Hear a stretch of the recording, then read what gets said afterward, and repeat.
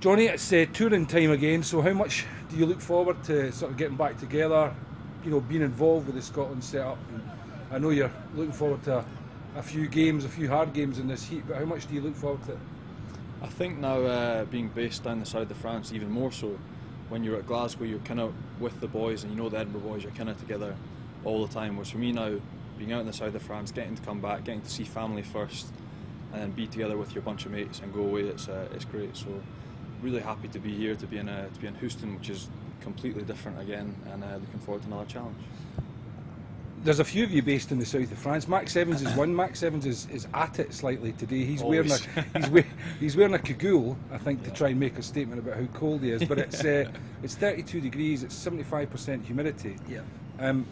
Has that time in France helped you cope with conditions like this? No, not at all. Well, that's the thing for us. The south of France, yes, it's maybe sunnier than Glasgow, but it's a kind of dry heat. Here, it's a humidity like I've never experienced before. We did our first live training session today with line-outs and a bit of running and some endurance running with Vern, 3-minute shifts, and we pretty much exploded. So it's great to come out and experience something different, but we're under no illusions now as to how difficult it's going to be, because that session we did this morning was absolutely brutal. So it's put us in good stead for the weekend, but it's going to be very hard.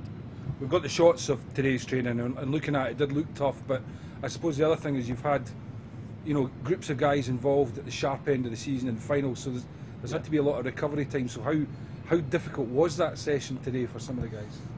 Yeah, it was fairly horrendous. I mean, I haven't played in 3 months, and it was horrendous for me. So I've been doing conditioning and looking after myself, and I'm relatively fresh, and I found it horrendous. So I know for the boys that have been playing, it will have been very tough. Yesterday was more just light stuff, going through detail, line-outs, a bit of structure. But today was the first time we felt that kind of sting with the weather element, and it was tough. What are you expecting from America? Because there's not been a lot of games recently between Scotland and America. Yeah.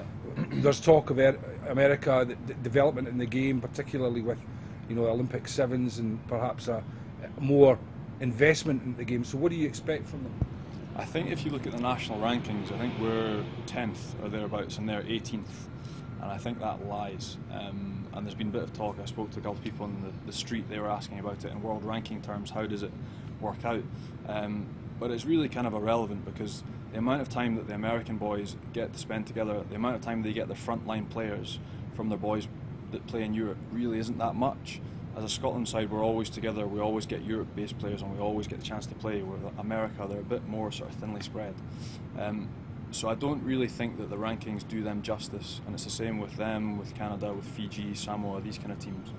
So I think it'll be a much sterner test than people actually appreciate. They've got some phenomenal athletes. Some of the boys that play, they've got a second row boy plays at Northampton, who is an absolute animal. I mean, he's a fantastic athlete. So it'll be much tougher than people, I think, appreciate, and a big test.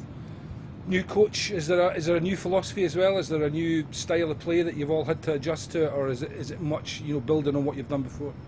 We've had 2 days together with Vern, and as I said, yesterday was more detail, and I think it's going to be a slower process. The way that we're going to play, I think, might evolve. He's going to change things as we go, because after 2 days there's not really much that you can change.